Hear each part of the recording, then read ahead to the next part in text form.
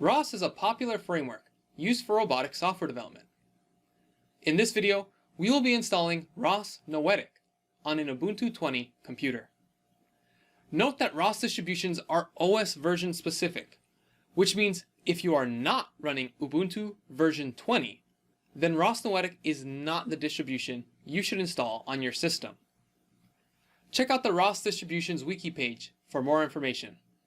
But with that, let's see how to install ROS Noetic on Ubuntu 20. So let's go ahead and open up a web browser.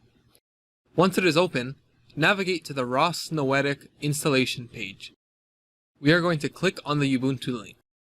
This will take us to the instructions page with the steps needed to do the install.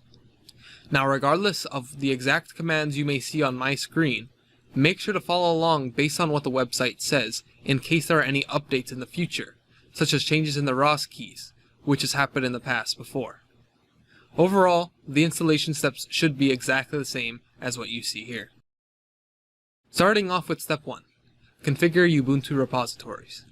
By default, your Ubuntu repository should be set up correctly. If you want to check this, click the All Applications button and type Software. You should see the purple icon that says Software and Updates.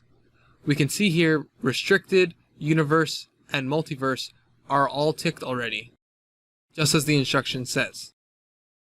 We can go ahead and close that and move on to step 2, which is setting up our sources list. The sources list is essentially how Ubuntu installs and looks for updates for your applications. Basically, what this command is doing is adding ROS to that list.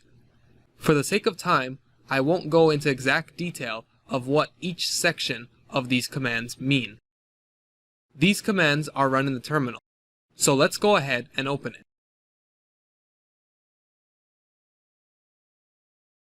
Now just go ahead and highlight the command in the browser, copy it with Ctrl+C, and then to paste it, click the terminal and hit Ctrl+Shift+V, and hit Enter. Just as a side note for people not familiar with Linux, copy and paste keyboard shortcuts in the terminal include a shift.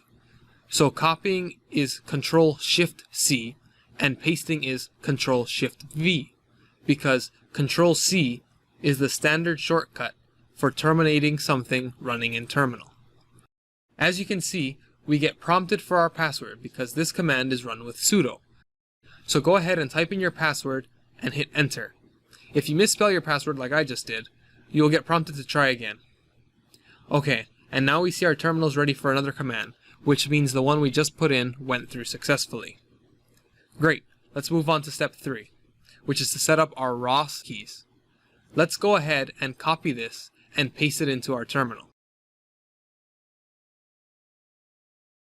Alright, and we can see they were successfully imported. So let's move on to step 4. So first off, we are going to update our Debian package index since we added our ROS application. So that will go ahead and update. Now we are going to go ahead and run the desktop full install, which will give us all of the ROS features as well as the simulation tools and packages. So as you can see, it has populated a list of all the individual packages that will be installed, which there are a lot of. You can scroll up if you want to see all of them. It is prompting us if we are sure we want to install these new packages. We are going to go ahead and type Y and hit Enter. Now the installation has begun. Now this will take a while since we are installing a lot of new packages. For me it took about 20 minutes. Feel free to pause the video now and come back when your install finishes. Alright, my ROS install has finished. So let's move on to step 5, which is sourcing our environment. Essentially, in order to run the ROS commands, your terminal needs to know where the commands are located.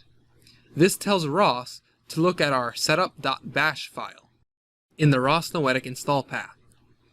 Now every time we open a new terminal, we would have to source ROS before we could use any of the commands.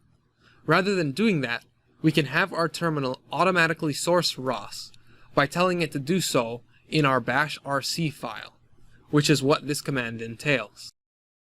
So let's go ahead and copy these commands into our terminal.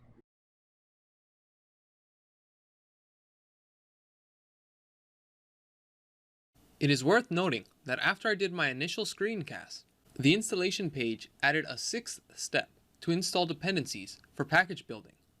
Be sure to run these commands as well. Great. With that, we have successfully installed ROS and configured our terminal to be able to run the commands.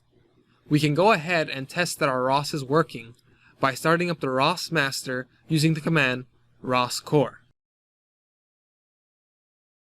Great. We can see that our ROS master is now running. For now, we can stop our ROS master by hitting Ctrl+C in the terminal, which, as you can see, shuts down the process. Congratulations! You have successfully installed and tested ROS. Hope you liked the video.